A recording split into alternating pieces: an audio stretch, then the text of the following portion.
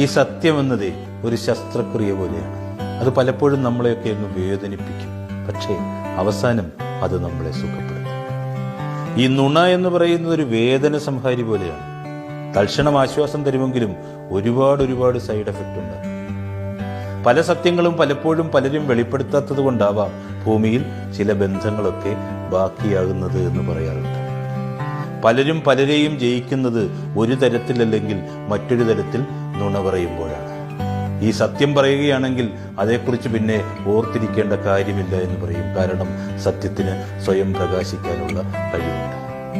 ഈ നുണ പറയുന്നവർക്കൊക്കെ അപാരമായ ഓർമ്മശക്തി ആവശ്യമാണെന്ന് പറയും. കാരണം അവർ പറയുന്ന നുണകൾ കാലാകാലങ്ങളോളം ക്രമം തെറ്റാതെ ഓർത്തിരിക്കേണ്ടതായിട്ടുണ്ട്.